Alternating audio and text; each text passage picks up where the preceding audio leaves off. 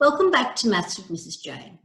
We're working our way towards the pointy end of our integration topic. I will be doing definite integrals, areas under curves, that sort of thing. I will also be teaching you integration by substitution and integration by parts. They are topics that are covered in specialist maths or the equivalent you have in your particular state. If you are just doing maths methods, then you're probably not going to learn, officially anyway, integration by substitution or integration by parts. However, integration by substitution is what I've been referring to as chain rule in reverse. What you're actually doing by doing chain rule in reverse and recognizing a pattern there is that you are, in effect, using substitution. You're just not formalizing it. If you have a product or a quotient, you should know by now that obviously the derivative of a product or quotient, we can't just differentiate each bit and then multiply or divide them. Same thing with integrals. So if we do have a product or a quotient, we need to find some appropriate way of dealing with it. With a product, obviously, if it's easy to expand, that's probably the best way to go about it. Expand it and then integrate it. That's okay. If it's not particularly easy to expand, then you're hoping that potentially you have a situation like number 3 here, where your inner function, the derivative of that, is at least some constant times what you've got multiplying it. And we will do examples like that. Same sort of thing with quotients. If you can factorize and cancel or divide through whatever, do that. Get it in as simple as possible form and then integrate each part of it. The integral of a sum is the same as the sum of the integrals. That's perfectly fine. If we have something like the derivative over your function, then of course we're thinking natural logs. All right, let's do some examples. The first one we could do in 2 ways. Yes, you can expand that out. It is a perfect square. It's very quick, or should be very quick for you to expand and then integrate. However, also bear in mind, I'll just show you that. So yes, that's perfectly fine to do that. So we're going to get 4/3 x cubed minus 10x squared plus 25x plus some constant. Or probably better still would be to realise that in this case, even though it is a function of a function, our inner function is just linear. The derivative of 2x minus 5 is just 2. So we could actually treat this in the normal way and say, well, it's 2x minus 5 cubed divided by 3 plus our c, but we don't have our 2 out the front. So instead of dividing by 3, we're going to divide by 6. And that is actually an equivalent answer to that one there. Okay, here it's very clear that we will need to expand. So we're going to get x cubed minus 3x squared plus 5x minus 15, and just integrate each bit. So x to the 4th on 4 minus x cubed. Remember, we're increasing the index by 1 and dividing by the new index. And we get our constant term.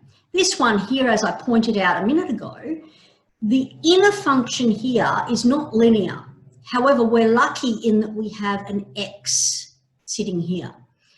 What we would want for this to look perfect for us to proceed would be to have a 2x sitting outside.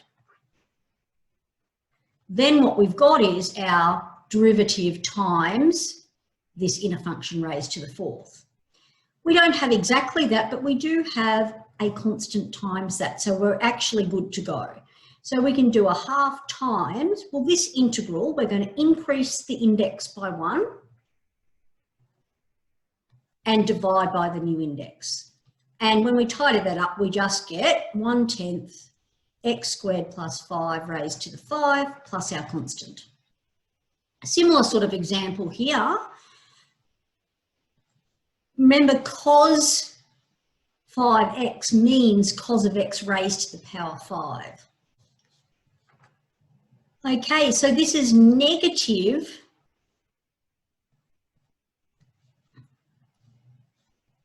So this is negative sine x cos of x to the 5th. So what we've got here is really negative cos of x raised to the power 6 divided by 6 plus our constant. Okay. Okay, so for number 5, we've clearly got a situation where we've got a function in the denominator, e to the 2x minus 5x plus 1. We've got the square root of that, and the derivative of that is exactly there.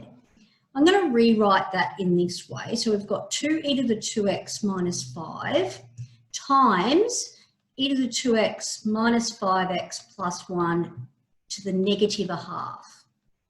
All right, because it's square root in the denominator, so it's raised to the negative a half. Because this is exactly the derivative of this, I can now just do e to the 2x minus 5x plus 1, increase the index, and divide by the new index. So if we're dividing by a half, we're multiplying by 2, and we'll just tidy that up and put that in the same sort of format that it was in the question, which is with the square root sign. Okay, question 6. Bear in mind that sine 7x means sine of x raised to the power 7. So what we've actually got here is cos of x times sine of x to the negative 7. Cos is the derivative of sine. So we've got our chain rule in reverse staring us in the face. So we can certainly increase this index by 1 and divide by the new index. So this is just going to be negative 1 over 6 sine of x to the 6th plus our c. This one here, you can't simplify as it is, but luckily, having a look at our numerator and denominator, the derivative of the denominator is 2x. We've got a 4x here. So we've actually got twice our 2x over x squared minus 1. Should be a minus. And what we've got here, hopefully you will recognise how to deal with these situations. Remember that integral of 1 over x is natural log of x, or the absolute value of x. So this we've got twice that, plus our c. Okay, this next one is the reciprocal of our previous one, and you can actually divide through each term here. Because you've only got one term in your denominator, it's perfectly okay to do it as individual divisions. So what we've actually got here is x over 4 minus 1 over 4x. Integral of x over 4 is just x squared on 8, and this is minus 1/4 natural log of x, plus your c. Okay, and our final example is this one here. We have a quadratic over a quadratic.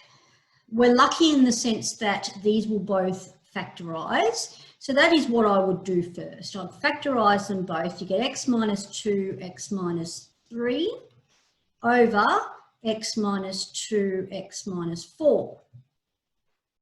Now these can go. We know that the functions will not be defined at that value, but it's okay to cancel here, all right? We're not talking about limits and continuity here or anything like that. We're just talking about integrating this particular function. If we were finding the area under the curve here, we would not be finding it near any of those vertical asymptotes, not next to them anyway. We might be doing a limit potentially to do a area. You can actually do limits of definite integrals. That's coming up later on. Okay. Now I would actually do a division. So x minus 3 divided by x minus 4. Leading term divided by leading term. You're just going to get this. All right, so this is going to be the same as 1 plus 1 over x minus 4. Now it's easy to integrate. We're just going to get x plus natural log of x minus 4 plus our c. And there you have it. So that's how you deal with products and quotients without formally knowing integration by substitution, or knowing how to deal with products using integration by parts. Stay tuned, because I will be doing videos on both of those things coming up soon. If you like my videos, please subscribe to my channel.